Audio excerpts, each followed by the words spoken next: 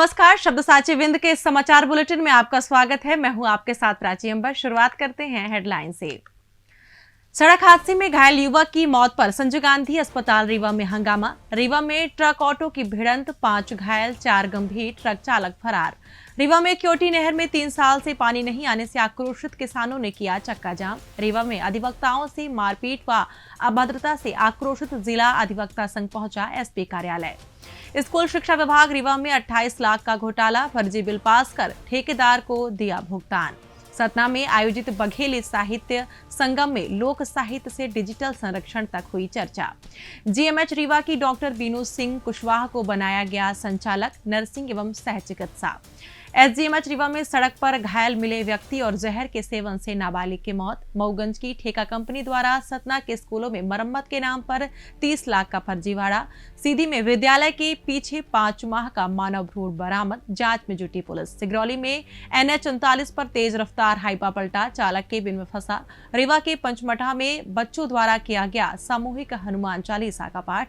और मध्य प्रदेश में ठंड का दौर पड़ रहा कमजोर। जादू देखा है, हम दिखाते हैं। आप सोचिए, हम बनाते हैं। अपने घर या ऑफिस को सजाएं मनपसंद डिजाइन के कस्टमाइज वॉलपेपर्स, ब्लाइंड्स, पेंटिंग्स और लेजर कटिंग से बनी आकर्षक चीजों से। आज ही कॉल कीजिए 7611125428, क्योंकि आपकी कल्पनाओं को पंख देना भी जरूरी है।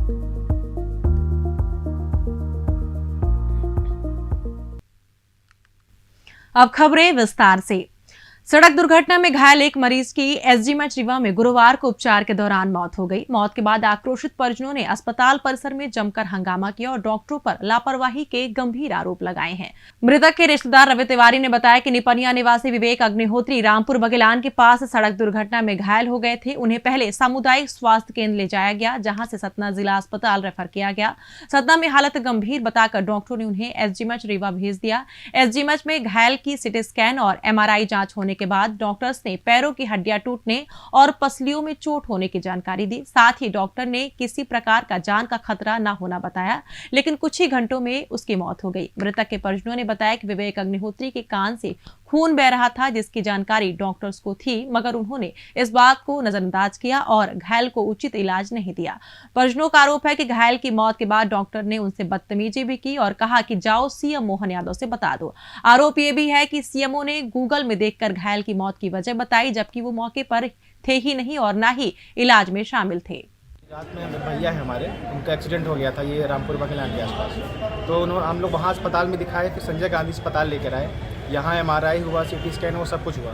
तो MRI रिपोर्ट डॉक्टर बोले कि नॉर्मल आई है, लेकिन वो बोले कि उनके पैर में प्लास्टर केवल हड्डी टूटी है और कोई दिक्कत नहीं है। उनकी हेड, उनके कान से खून निकल रहा था। उन्होंने कान में लगा दी रुई। यही बोलते रह गए कि कोई दिक्कत नहीं है, कोई दिक्कत नहीं है। कोई भी मेन डॉक्टर वहाँ पे था नहीं। 9.5 सीखे डॉक्टर है यहाँ पे, सब यहीं पे सीखते हैं। उसके बाद सुबह जब हुई, उनकी डेथ हो गई है आज सुबह। हम लोग आए हैं तो एक नहीं 3-4 CMO सब आ गए हैं सब यहाँ पे, लेकिन कल कोई भी डॉक्टर नहीं था, कोई मेन डॉक्टर वहाँ पे था नहीं। अब CMO बुला रहा है अपने केबिन में, बोल रहा है कि हम जो CMO था ही नहीं, कोई डॉक्टर था ही नहीं, उससे पूरी जानकारी है। लेकिन जिसने इलाज किया वो ये बोल रहा था कि मोहन यादव को बुला लो, कोई हमारा कुछ ना कर पाएगा। अब वो डॉक्टर फरार है, 2-3 घंटे से हम लोग डॉक्टर मिल जाए, लेकिन डॉक्टर फरार है वो। और CMO बोल रहा था, CMO को पूरी जानकारी, जबकि CMO था भी नहीं, ना कोई रिपोर्ट देखा, ना उसने जांच की, तो उसको कैसे पता है कि कैसे उनकी मौत होगी बिना पोस्टमार्टम रिपोर्ट के? उसको पूरी जानकारी है, वो ये बोल रहा है। अब बोल रहा है, हम बोले आपको कैसी जानकारी? उनसे जब मैंने सवाल किया, वो ये बोल रहा है कि हम गूगल में देख रहे हैं, गूगल से देख के माने यहाँ पे इलाज कर रहा है वो। रीवा जिले के सिरमौर थाना क्षेत्र अंतर्गत क्योटी लालगांव रोड पर दुलहरा गांव के पास बीती रात एक तेज रफ्तार हाईवे ट्रक और ऑटो रिक्शा के बीच सीधी टक्कर हो गई। इस भीषण सड़क हादसे में ऑटो रिक्शा में सवार 5 लोग गंभीर रूप से घायल हो गए।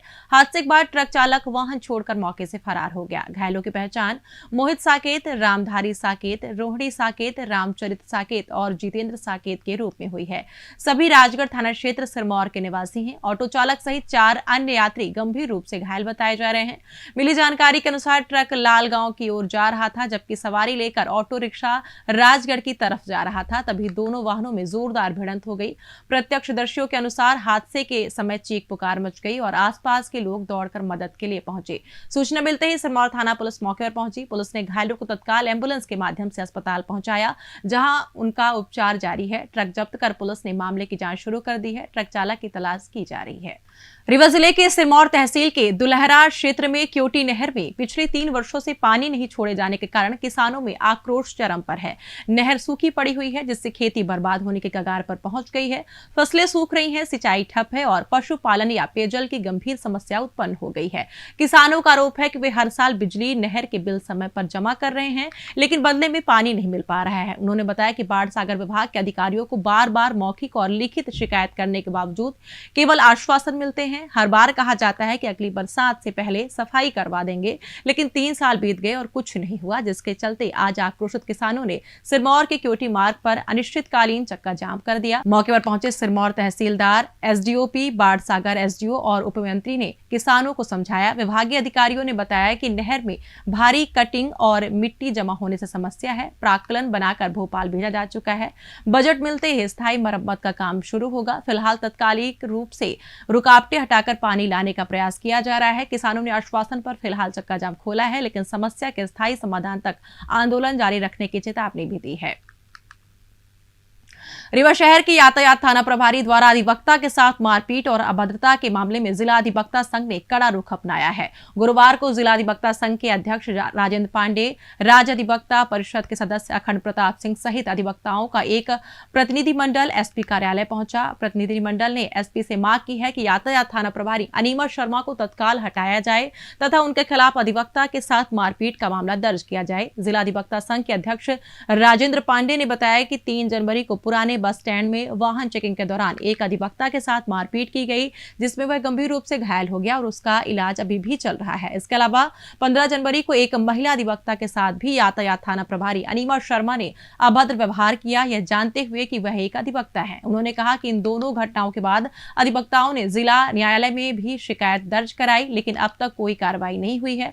अध्यक्ष ने चेतावनी दी है कि यदि उनकी मांगे पूरी नहीं हुई तो अधिवक्ता संघ उग्र आंदोलन करने को मजबूर होगा। ट्रैफिक इंचार्ज रीवा की कोई महिला है अनीमा शर्मा, ये लगातार बदतमीजी से अधिवक्ता परेशान है। एक अधिवक्ता को तो मन इतना बुरी तरह मारा है, गुंजिया ढो के अस्पताल पहुंच गया। फिर प्रकाश चौराहे में 4 दिन पहले घटना की, और ये जो कोर्ट परिसर में सारी घटना हुई वो ट्रैफिक इंचार्ज के कारण हुई। तो स्वभाव में कहा वो लगता है ट्रैफिक इंचार्ज है कि मध्य प्रदेश की वह शहंशाह है, क्या है, ये तो समझ नहीं आ रहा है। और किसी दिन बहुत बड़ी घटना करा देगी, क्योंकि उसकी जबान में लगाम नहीं है। या तो जबान पर लगाम करो या तो हटा दो। रीवा जिले के स्कूल शिक्षा विभाग में एक बार फिर बड़ा फर्जीवाड़ा सामने आया है। लोक शिक्षण संचालनालय द्वारा स्कूलों के मेंटेनेंस कार्य के लिए जारी की गई 28 लाख रुपए की राशि को विभागीय अधिकारी, लेखाधिकारी और ठेकेदार ने मिलकर हड़प लिया, जबकि स्कूलों में कोई मरम्मत का काम नहीं हुआ। मामला उजागर होने पर शिकायतकर्ता ने संभागीय कमिश्नर कार्यालय में शिकायत दर्ज कराई, जिसमें 6 स्कूलों में फर्जी कार्य और अनुचित भुगतान की जाँच की मांग की गई। शिकायत मिलने पर कमिश्नर ने संयुक्त संचालक को जाँच के निर्देश दिए। जेडी ने जांच टीम गठित की, जिसने सभी 6 स्कूलों के प्राचार्यों को बयान दर्ज करने के लिए तलब किया।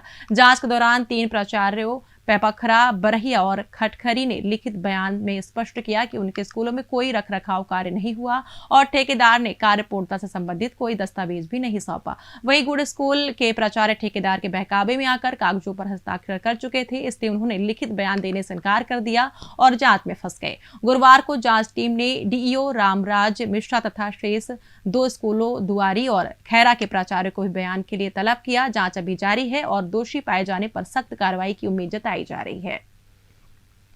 मध्य प्रदेश संस्कृति परिषद और मध्य प्रदेश शासन के संस्कृति विभाग के संयुक्त आयोजन में आज सतना के वेंकटेश वाटिका, वेंकटेश लोक मंदिर रोड, मुख्तियारगंज में बघेली साहित्य संगम का आयोजन हुआ। कार्यक्रम की शुरुआत सुबह 11 बजे उद्घाटन सत्र से हुई, जिसमें बघेली भाषा और साहित्य के विभिन्न आयामों पर विचार विमर्श किया गया। उद्घाटन सत्र में मुख्य अतिथि के रूप में अमरकंटक से राकेश सोनी और रीवा से चंद्रकांत तिवारी ने शिरकत की। कार्यक्रम का संयोजन स्थानीय स्तर पर अनिल अयान और रामानुज पाठक ने कुशलतापूर्वक किया। डॉक्टर विकास दवे, निदेशक साहित्य अकादमी मध्य प्रदेश संस्कृति परिषद ने कहा कि यह संगम बघेली भाषा के संरक्षण, उसके प्रचार प्रसार और समकालीन संदर्भ में इसकी प्रासंगिकता को मजबूत करने का महत्वपूर्ण कदम है। कार्यक्रम में साहित्यकारों, भाषाविदों, शोधकर्ताओं और बघेली भाषा संस्कृति के प्रेमियों की उल्लेखनीय उपस्थिति रही। संगम ने बघेली बोली को जीवंत रखने और नई पीढ़ी तक पहुंचाने के प्रयासों को नई दिशा देने का काम किया।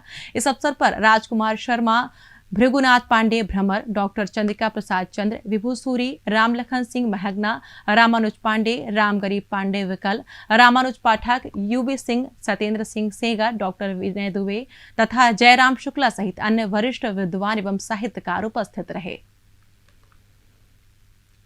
जीएमएच रीवा के गायनी एवं प्रसूति विभाग में पदस्थ डॉक्टर बीनू सिंह कुशवाहा को अब संचालक नर्सिंग एवं सह चिकित्सा का प्रभार सौंपा गया है। साथ ही उन्हें रेगुलेशन एंड पॉलिसी का अतिरिक्त प्रभार भी मिला है। प्रदेश स्तर पर यह महत्वपूर्ण पदक मिलना डॉक्टर बीनू सिंह कुशवाहा के लिए बड़ी उपलब्धि मानी जा रही है। बता दें कि गायनी विभाग की एचओडी रहते हुए वे सुर्खियों में रही, खासकर तब जब विभाग के 4 चिकित्सकों ने सामूहिक इस्तीफा सौंप दिया था और विभाग में विवादों की चर्चा हुई थी। इस नए प्रभार के बाद अब गायनी विभाग में नए एचओडी की नियुक्ति को लेकर चर्चा तेज हो गई है। रीवा शहर के चुराड़ा थाना क्षेत्र अंतर्गत उमरी में बुधवार शाम एक व्यक्ति गंभीर रूप से घायल हालत में सड़क पर पड़ा मिला था, जिसे संजय गांधी चिकित्सालय ले जाया गया, जहां इलाज के दौरान उसकी मौत हो गई। मृतक की पहचान रामलखन सिंह निवासी अहिर गांव के रूप में हुई है। पुलिस ने बताया कि यह व्यक्ति सड़क पर घायल कैसे और किन परिस्थितियों में मिला, इसकी अभी स्पष्ट जानकारी नहीं है। गुरुवार को पोस्टमार्टम के बाद पुलिस ने शव परिजनों को सौंप दिया। वहीं एक अन्य घटना में सीधे जिले के कोतवाली थाना क्षेत्र के मझिरेही गांव में 14 वर्षीय नाबालिग रुखसाना ने जहर खाकर आत्महत्या कर ली। बुधवार शाम को जब घर के सभी सदस्य खेत पर गए हुए थे, तब उसने जहर का सेवन किया। परिजन उसे संजय गांधी चिकित्सालय ले आए, जहां इलाज के दौरान उसकी मौत हो गई। पुलिस ने मामला दर्ज कर लिया है और जांच शुरू कर दी है।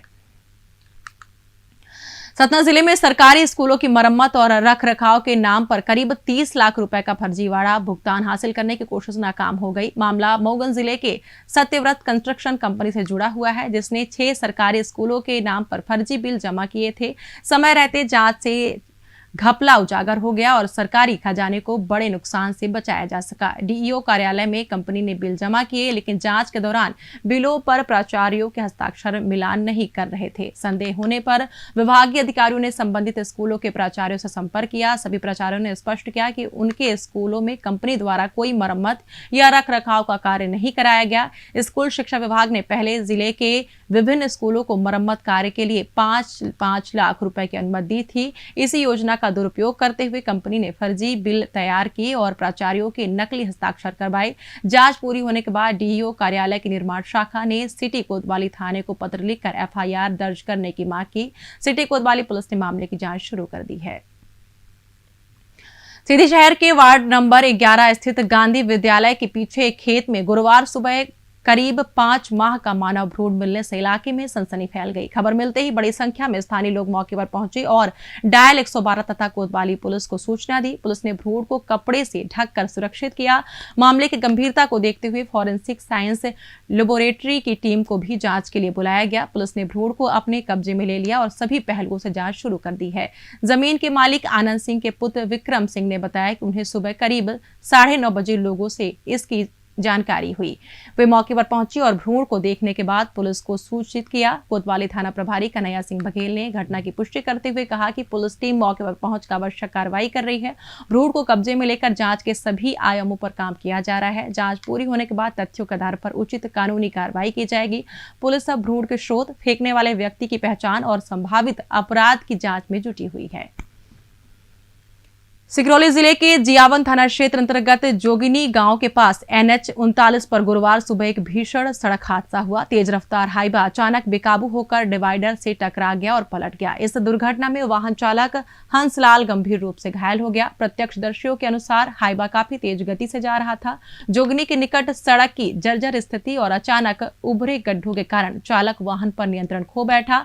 हाईवा पहले डिवाइडर से जा टकराया, फिर सड़क किनारे पलट गया। हादसे के बाद चालक चालक हंसलाल केबिन में फंस गया था। मौके पर मौजूद स्थानीय लोगों ने तुरंत मदद की और उसे बाहर निकालकर देवसर सामुदायिक स्वास्थ्य केंद्र में भर्ती कराया, जहां उसका उपचार जारी है। घटना की सूचना मिलते ही जियावन थाना पुलिस मौके पर पहुंची। पुलिस ने यातायात को नियंत्रित किया और पलटे हुए हाईवा को सड़क से हटाकर मार्ग सुचारू कराया। रीवा में श्री राम दरबार परिवार द्वारा श्री राम लला की प्राण प्रतिष्ठा की दूसरी वर्षगांठ के अवसर पर 2 दिवसीय कार्यक्रम पंचमठा में आयोजित किया गया। कार्यक्रम की शुरुआत 21 जनवरी को विशाल चुनरी यात्रा के साथ हुई। यह चुनरी यात्रा शहर के विभिन्न मार्गों से गुजरते हुए पंचमठा में समाप्त हुई। यात्रा के बाद शाम को बीहर गंगा आरती का आयोजन किया गया। कार्यक्रम के दूसरे दिन आज दोपहर 1 से 4 बजे तक सुंदरकांड पाठ का आयोजन किया गया। इसके बाद शाम 4:30 बजे से बच्चों द्वारा सामूहिक हनुमान चालीसा का पाठ किया गया। इसके बाद मंचीय कार्यक्रम की मनमोहक प्रस्तुतियां हुई। शाम को भव्य आरती और महाप्रसाद का वितरण के साथ कार्यक्रम का समापन हुआ।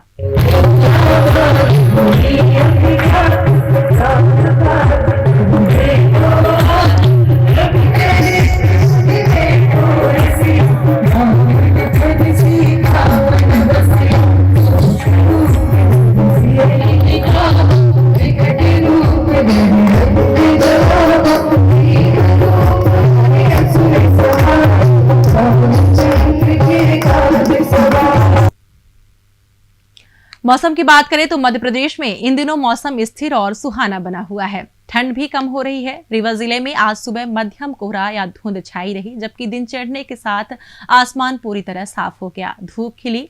आईएमडी के अनुसार रीवा में अधिकतम तापमान 24 से 25 डिग्री सेल्सियस के आसपास रहा, जो सामान्य से थोड़ा ऊपर है, जबकि न्यूनतम तापमान रात में 9 डिग्री सेल्सियस तक गिरा। पिछले 24 घंटे में अधिकतम 24.8 डिग्री और न्यूनतम 8.2 डिग्री दर्ज किया गया। रीवा में मौसम मुख्य रूप से साफ और शुष्क रहेगा। हवा की गति हल्की रहेगी। अगले कुछ दिनों में भी यह पैटर्न जारी रहने की संभावना है। प्रदेश के अन्य हिस्सों में भी ठंड का दौर कमजोर पड़ रहा है। हालांकि कुछ संभागों में 25 जनवरी से पश्चिमी विक्षोभ के प्रभाव से हल्की बारिश और ठंड बढ़ने की संभावना जताई जा रही है, लेकिन रीवा जैसे पूर्वी जिलों में अभी कोई बड़ा बदलाव नहीं दिख रहा है।